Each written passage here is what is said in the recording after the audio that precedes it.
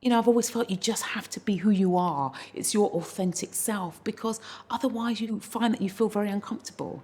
There are times that maybe become dressing feminine, someone may have underestimated me, but I thought it was a compromise I was willing to make.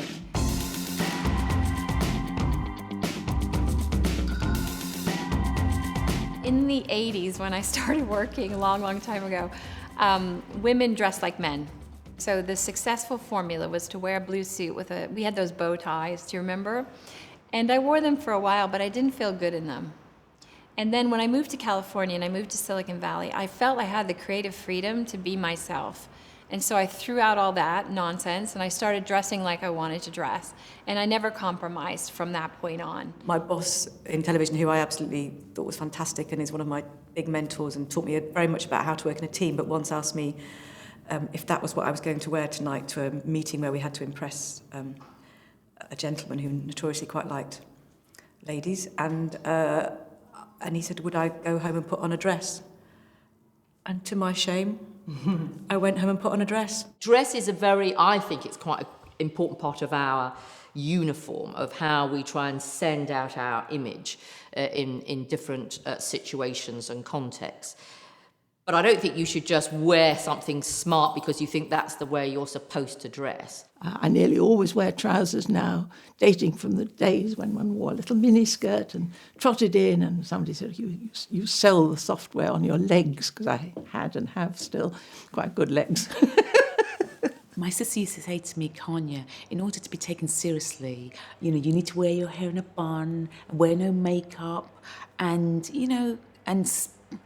speak in a more aggressive tone. And that just wasn't me.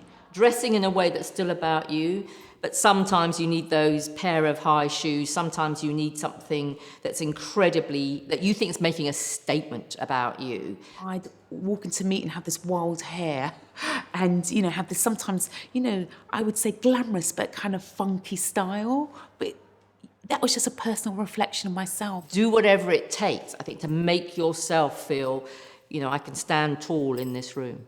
I have often thought that women have felt the need to dress in uniform in a way that I feel I certainly haven't had to do in a creative industry, to be presentable. Maybe I'm going to look completely unpresentable on this camera, but I've never wanted to wear a suit, and I've always thought, how can I be the most of myself and still be acceptable and presentable and in charge enough to run something and to look like I know that it's all right to spend this £1 million on this project. Sometimes I think people are worried about it too much, and they worry about fitting in or being one of the boys. And I actually don't really think that you need to worry about that. I'm probably a very competitive person, and if I'm not going to kind of look like Angelina Jolie, then I'm probably just not going to enter that competition. So I kind of opted out of that. You can be whoever you want to be. It really is up to what's going on in your imagination, and it really doesn't matter what your outward appearance is. It doesn't matter if you're into fashion or not into fashion. It doesn't matter if you're a tomboy or you're really, really ultra feminine, or you're both. It really doesn't matter. There was a real definite turning point in my career that happened in the mid-90s, and it's when I came out to my boss.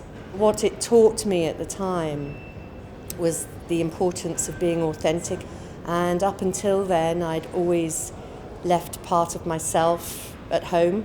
And after that conversation, I really felt that I could be the whole of me in the business. And that was a phenomenally liberating and confidence-building experience. Being authentic is absolutely core. If you try and pretend to be somebody that you're not, you'll be found out. So understanding who you are, your own values, and bringing those into your work situation. And yes, learning the lessons from other women who may have gone before you and the pitfalls, but be yourself, I think, is the most important lesson I would convey to anybody out there.